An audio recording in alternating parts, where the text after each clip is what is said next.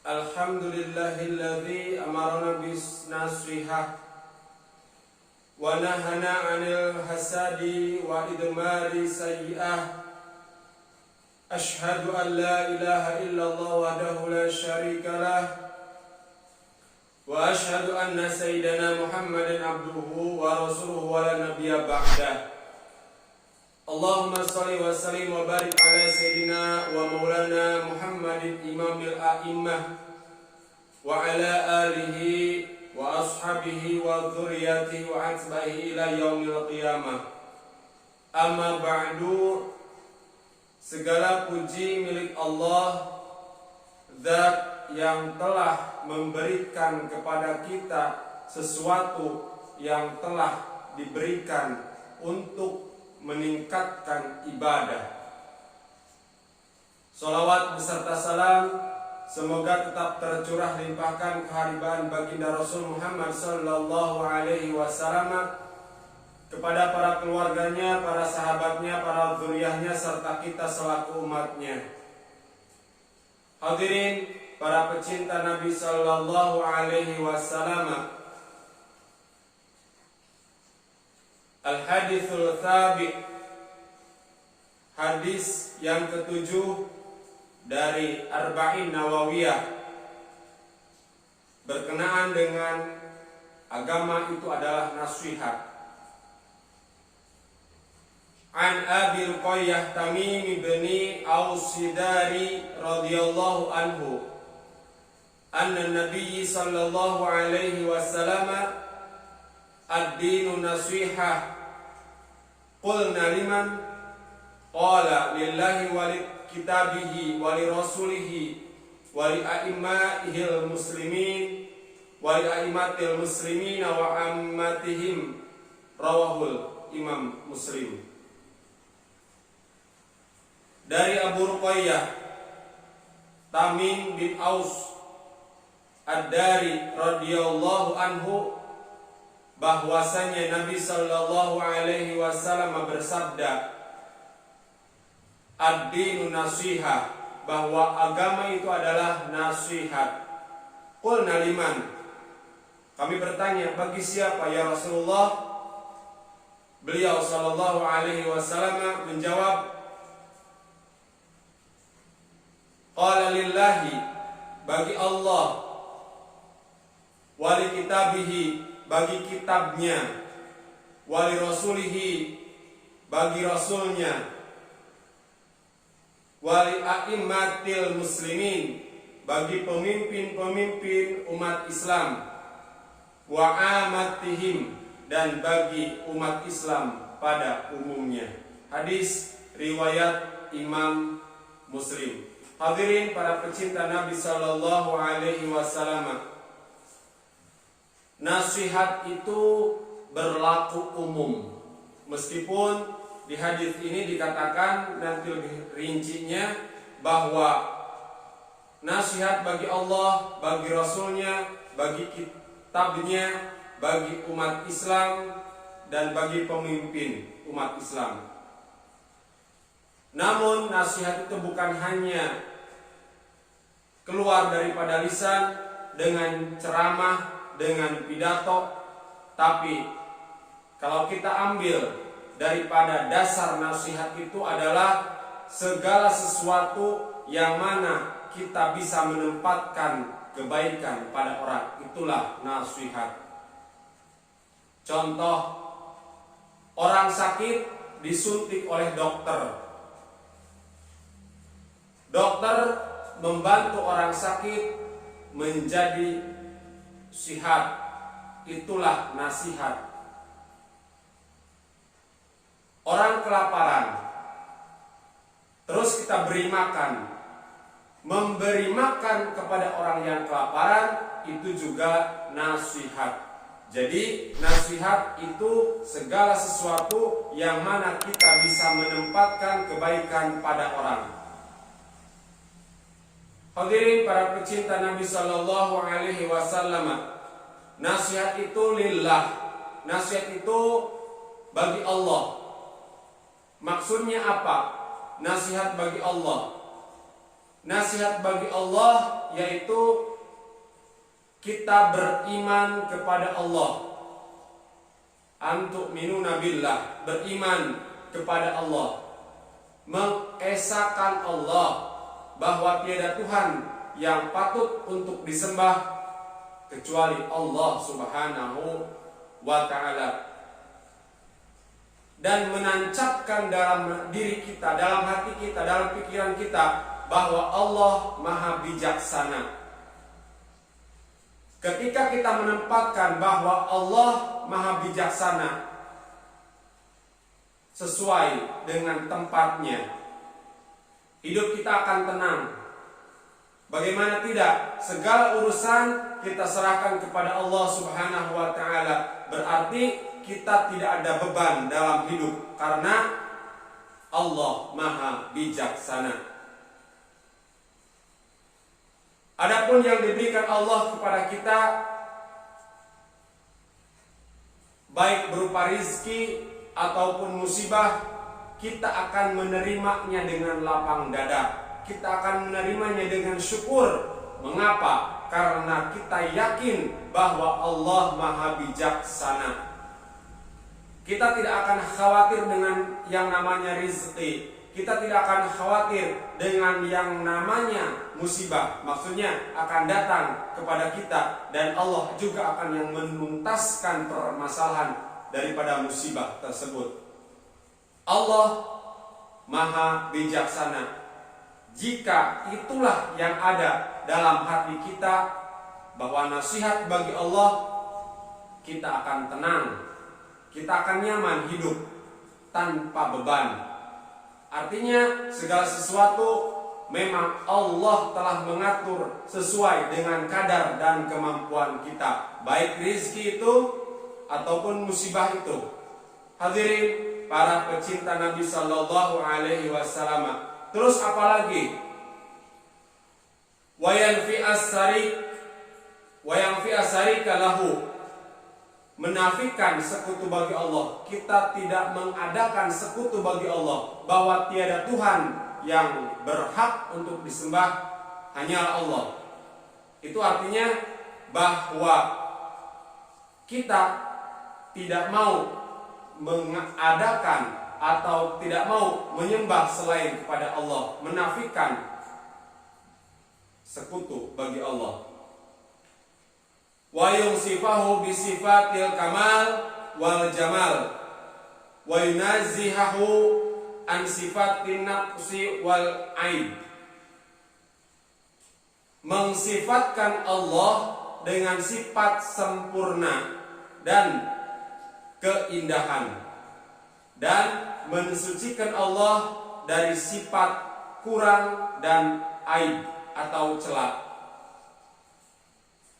Bahwa Allah itu maha indah, Allah itu maha sempurna, dan kita selaku makhluk wajib mensucikan bahwa Allah itu terlepas dari sifat kurang dan sifat tercela atau aib daripada Allah. Tidak ada kekurangan Allah itu. Jika sudah seperti itu, maka murnilah hati kita, murnilah pemahaman kita tentang hidup yang kita jalani, dan Allah akan memberikan berlimpah ruah kenikmatan pada kita. Bukankah rizki itu bisa berupa harta, bisa berupa yang lainnya yang merupakan kenikmatan-kenikmatan, itu adalah rezeki. Tapi betapakah kita tidak berpikir bahwa musibah juga adalah rezeki? Kalau kita merenung sejenak, hadirin para pecinta Nabi Sallallahu Alaihi Wasallam, segala yang diberikan Allah itu adalah nikmat.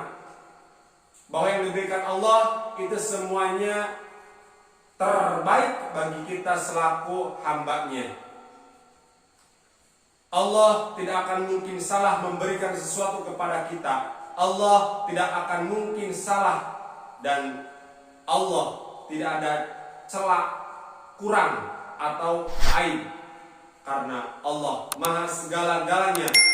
Takaran untuk kita, takaran untuk makhluk itu jauh lebih sempurna dari takaran makhluk untuk dirinya sendiri, apalagi untuk Tuhannya. Wa ya'diya ma faradallahu alaihi wa yajtaniba ma harama. Kita menjalankan yang diperintahkan itu juga nasihat bagi Allah. Kita menjauhi yang dilarang itu juga nasihat bagi Allah, bahwa kita adalah makhluk yang memang wajib untuk mengikuti tata tertib, untuk mengikuti aturan dari Sang Khalik, yaitu Allah Subhanahu wa ta'ala. Maka ketika kita menjalankan yang diperintahkan Allah, kita menjauhi yang dilarang oleh Allah, maka itulah nasihat bagi Allah Subhanahu wa ta'ala.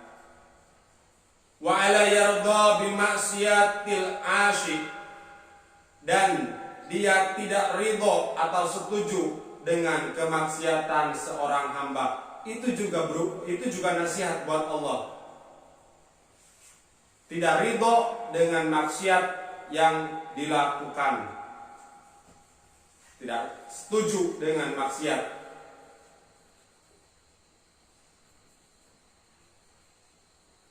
Memang dia tidak melakukan maksiat, tapi dia setuju akan terlaksananya maksiat. Aridho anil ma'asi, senang dengan satu maksiat, maka itu maksiat. Contoh, kita tidak ridho, kita tidak setuju dengan permainan yang namanya judi, tapi kita senang melihat orang bermain judi, atau kita membiarkan orang lain untuk bermain judi, berarti kita termasuk golongan penjudi. Ridho dengan satu maksiat, maka itu adalah maksiat. Kita tidak senang dengan orang yang mengadukan binatang, apalagi mengadukan manusia. Ketika kita diam, kita memang tidak suka, tapi kita diam, artinya tidak ada tergerak hati untuk meluruskan mereka yang terjerumus kepada jurang judi atau mengadu hewan. Maka kita termasuk orang yang seperti itu. Kita tidak senang dengan perzinahan, kita tidak setuju dengan perzinahan, bahkan kita tidak ridho dengan perzinahan. Tapi kita termasuk orang yang berzina jika kita senang melihat perzinahan atau diam dengan perzinahan itu. Ketika ada suatu kemungkaran, ketika ada suatu kemaksiatan, maka ubahlah dengan tangan, artinya dengan kekuasaan, dengan power. Yang kedua, ubahlah dengan lisan, ngomong, bicara, ceramah, pidato. Ubah. Jika itu pun tidak mampu, tanamkan dalam hati bahwa itu salah, itu selemah-lemahnya iman. Tapi artinya kita tidak setuju dengan kemaksiatan. Karena kalau kita setuju, artinya diam saja, tidak ada hati pun tergerak untuk mengatakan bahwa itu salah, bahwa itu harus berhenti kemaksiatan itu, maka kita termasuk orang yang bermaksiat. Hadirin para pecinta Nabi Sallallahu Alaihi Wasallam, aridho anisirkun, ridho dengan syirik berarti syirik. Kita tidak berbuat syirik, tapi kita ridho, kita setuju dengan adanya kesyirikan.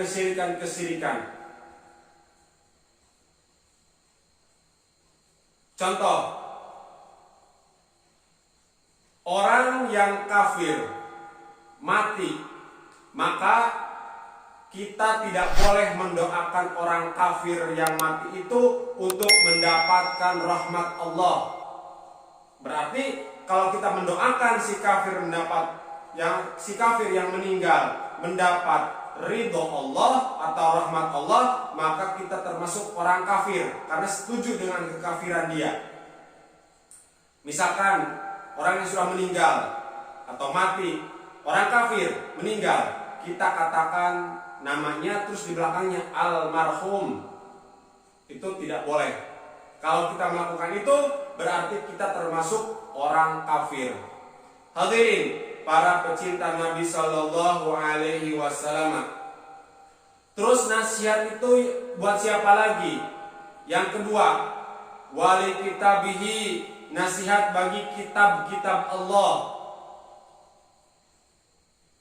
Kita fokuskan bahwa kita mempunyai kitab suci yang selalu kita baca, yang selalu kita pelajari, yaitu Al-Quranul Karim. Para ulama menguraikan, ayu minabihi bi annahu kalamullahi wa yang adaba annahu bi ayyadha kitabahu fawqa kulli syai'in imma fi dhahir wa imma fil batin. Kita beriman bahwa Al-Quran itu kalamullah yang qadim. Maka beradab terhadap Al-Quran. Beradab di sini misalkan meletakkan Quran itu selalu di atas. Kita tumpuk buku dan Al-Quran ada di tumpukan paling atas, ada di posisi paling atas dari tumpukan-tumpukan buku. Maka itu kita sudah beradab terhadap Al-Quran.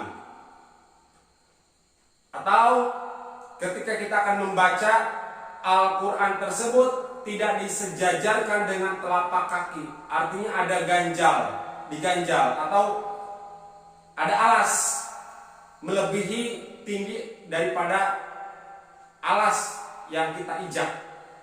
Misalkan di keramik, kita menginjak keramik, maka Quran yang kita bawa atau yang mau dibaca itu tidak diletakkan di keramik, tapi ada alas penyangga. Itu namanya adab. Biasanya kita tidak digolerkan. Itu tidak beradab berarti. Meletakkan Al-Quran di atas segala sesuatu baik yang zahir maupun yang batin. Tadi yang zahir, yang batinnya bagaimana? Menempatkan hukum Allah di atas hukum manusia. Itu meletakkan Al-Quran di atas atau beradab terhadap Al-Quranul Karim. Terus bagi siapa lagi bahwa nasihat itu? Wali rasulihi, bagi Rasul. Nasihat itu bagi Rasul. Bagaimana kita memberi nasihat kepada Rasulullah? Para ulama menjelaskan, ayu minabihi, beriman dengan beliau, beriman dengan Rasul. Maka itu nasihat buat Rasul. Apalagi wa ayyuhibahu, mencintai Rasul. Itu nasihat buat Rasul. Baginda Rasul Muhammad sallallahu alaihi wasallam bersabda, la yu'minu ahadakum hatta akuna ahabba ilaih min waladihi wa waladihi wan nas ajma'in. Tidak beriman seorang hamba, tidak beriman seorang kamu sehingga aku, kata Rasulullah, lebih dia cintai daripada anaknya, daripada orang tuanya, daripada manusia pada umumnya. Bahwa mencintai baginda Rasul Muhammad SAW di atas segala-galanya. Sebelum kita mencintai orang tua, mencintai anak, Rasulullah harus kita cintai lebih tinggi. Terus apa ciri orang mencintai Rasulullah? Cirinya apa? Tentu yang mencinta akan ada tanda-tandanya bahwa dia mencintai seseorang. Kalau tidak ada ciri-cirinya, maka cintanya bohong. Para ulama menyimpulkan tanda-tanda bahwa orang itu mencintai Rasulullah Sallallahu Alaihi Wasallam. Yang pertama, kalau orang mencintai Rasul itu taat kepada beliau Rasulullah. Ta'atuhu, taat kepada Rasulullah. Bagaimana tidak bahwa orang mencintai itu pasti taat kepada yang dicintainya. Disuruh A, ikut. Disuruh B, laksanakan. Bahkan stylist pun diikuti, saking taat-taatnya. Itu orang yang mencintai, pasti taat kepada yang dicintai. Yang kedua, banyak menyebutnya. Banyak menyebutnya. Jika kita cinta saja kepada lawan jenis kita, selalu yang diobrolkan itu si dia. Itu orang yang mencinta. Selalu kesana kemari berbicara, balik lagi ke situ. Kesana kemari berbicara, balik lagi kepada si dia. Itu ciri orang yang mencinta. Maka banyak menyebut namanya wakasratul dzikri dengan apa? Bersolawat. Banyak di sini. Kalau misalkan berapa kamu bersolawat kepada Nabi? Kamu mencintai Nabi? Kamu mencintai Rasulullah SAW? Ya. Suka bersolawat? Ya, banyak. Berapa? 100? 100 itu belum dikatakan banyak, hadirin para pecinta Nabi Sallallahu Alaihi Wasallam. Kata para ulama, dikatakan banyak itu minimal 350. Di lain pendapat, para ulama mengatakan 350 pagi, 350 siang atau malam. Berarti 700 itu baru dikatakan batas minimal banyak. Kalau kita mengaku cinta kepada Rasulullah Sallallahu Alaihi Wasallam, kita sedikit bersolawat, maka masih diragukan cinta kita kepada baginda Rasul Muhammad Sallallahu Alaihi Wasallam. Kalau bersolawat, ya pasti. Mengapa? Karena di sholat kita ada bersolawat kepada baginda Rasul Muhammad Sallallahu Alaihi Wasallam. Tapi kategori yang disampaikan yaitu banyak menyebutnya karena cinta. Maka minimal 700 sehari semalam. Itu baru dikatakan banyak. Tapi batas minimal. Lebih dari itu lebih bagus. Tanda bahwa kita mencintai baginda Rasul dengan memperbanyak sholawat. Yang ketiga, rindu bertemu beliau. Asal ila liqa'ih, rindu bertemu beliau Sallallahu Alaihi Wasallam. Kita merindukan bahwa ketika kita tidur bisa bermimpi berjumpa dengan Rasulullah Sallallahu Alaihi Wasallam.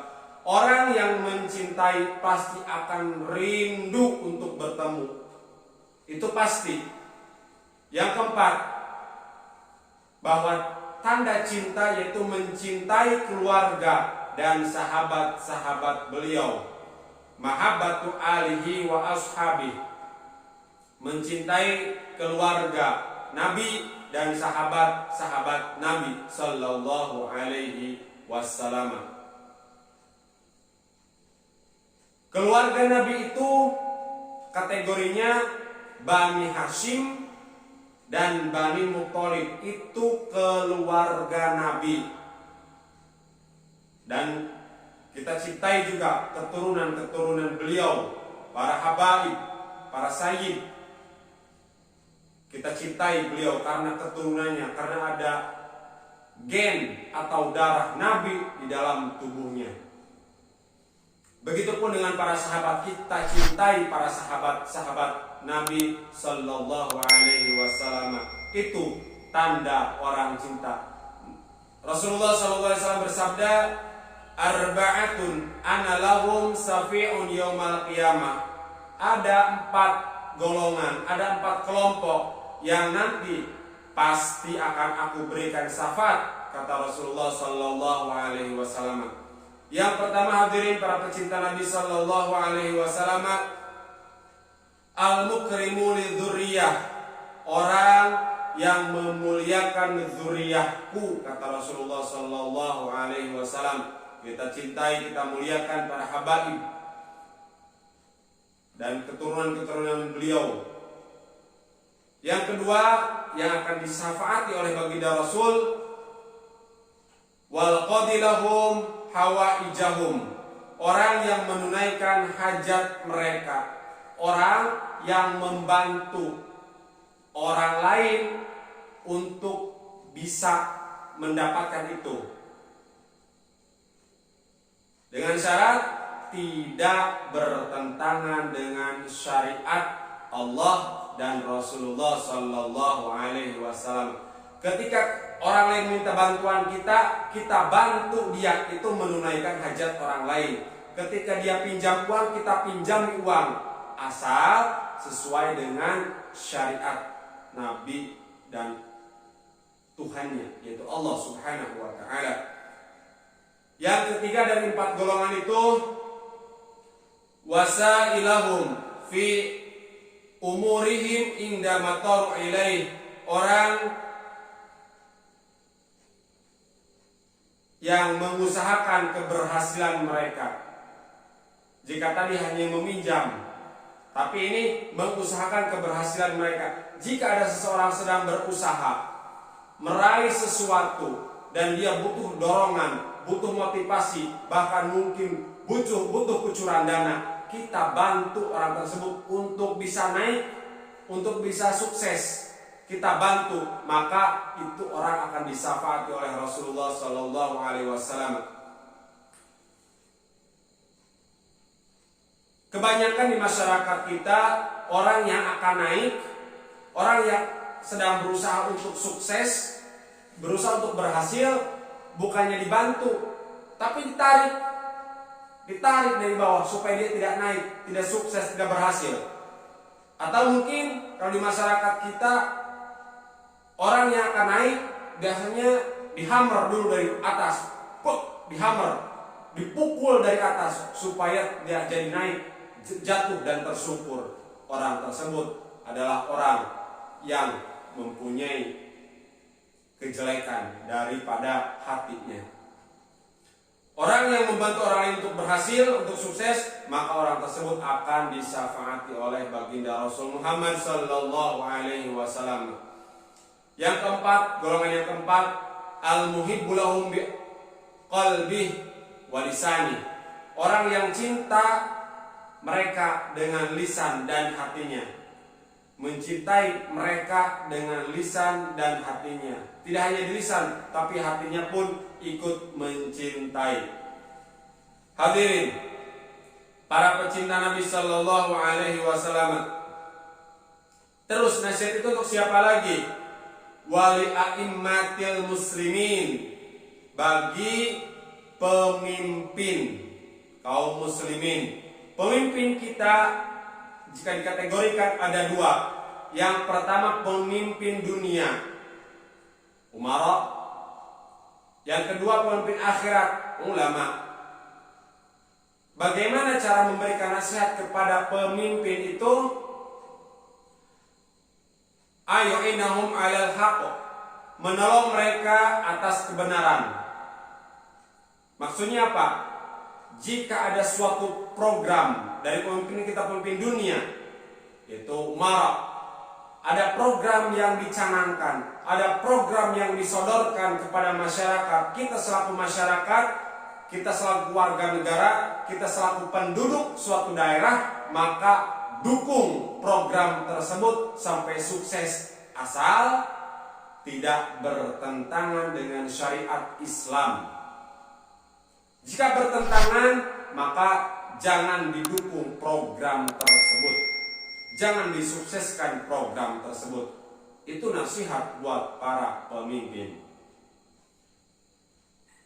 Wa yad'u bisolahih, mendoakan mereka supaya soleh. Doakan dalam setiap kesempatan dalam sholat kita. Doakan pemimpin-pemimpin kita menjadi pemimpin yang soleh. Hadirin para pecinta Nabi Sallallahu Alaihi Wasallam, wa yang tazila amrahum fi ghairi maksiatillahi ta'ala,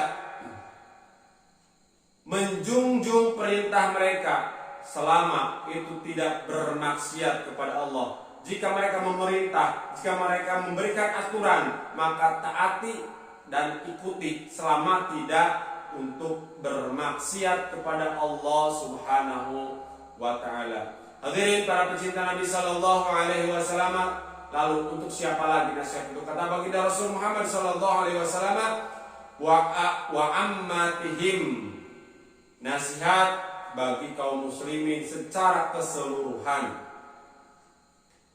Qala Nabi Sallallahu Alaihi Wasallam, inna ahabba ibadillah ilallah ansahuhum. Hamba Allah yang paling disenangi Allah adalah hamba yang paling memberi nasihat kepada hamba Allah. Hamba yang dicintai Allah, hamba yang memberikan nasihat kepada hamba Allah yang lain. Nasihat ini tadi dikatakan di awal oleh Al-Faqir, bahwa nasihat ini bukan hanya ceramah, pidato, dan lain sebagainya. Nasihat itu sifatnya luas. Ayursidahum ila ma salahuhum fi dunya wal akhirah, mengarahkan mereka kepada kemaslahatan di dunia dan akhirat. Apapun yang menjadikan mereka maslahat di dunia dan di akhirat, itu adalah nasihat. Tadi dicontohkan di awal salah satunya. Atau itu yang berhubungan atau berkaitan dengan zahir kita, maka itu termasuk nasihat. Wa ayyuhibba lahu ma yuhibbu li nafsihi wa yakzahalahum ma yakrahu li nafsihi. Dia cinta kepada kaum muslimin sesuatu yang ia cinta untuk dirinya, dan dia benci untuk kaum muslimin sesuatu yang ia juga benci. Jika dia senang dengan sesuatu, maka itulah juga kesenangan untuk kaum muslimin. Artinya, cinta kepada kaum muslimin, jika dia benci terhadap sesuatu, maka dia tidak akan berikan kepada yang lain. Itu artinya cinta. Jika dia membenci sesuatu itu, maka sesuatu itu pun disampaikan dan tidak diberikan. Jika bentuknya barang, tidak diberikan kepada kaum muslimin. Jika bentuknya sesuatu yang masih abstrak, maka tidak disampaikan kepada kaum muslimin. Hadirin para pecinta Nabi Sallallahu Alaihi Wasallam, hadis yang ketujuh tentang agama itu adalah nasihat. Ad-dinu nasihah, dan agama itu adalah nasihat. Lillahi wali kitabihi wali rasulihi wali a'immatil muslimin wa ammatihim. Nasihat untuk Allah, untuk kitabnya, untuk rasulnya, untuk pemimpin kaum muslimin, dan untuk kaum muslimin pada umumnya. Insyaallah kita akan lanjutkan pembahasan hadis Arba'in Nawawiyah yang ke-8 di pertemuan berikutnya. Mohon maaf Al-Faqir atas segala kekurangan dan kekhilafan. Terima kasih atas segala perhatian. Wallahul muwaffiq ila aqwamit thoriq. Wassalamualaikum warahmatullahi wabarakatuh.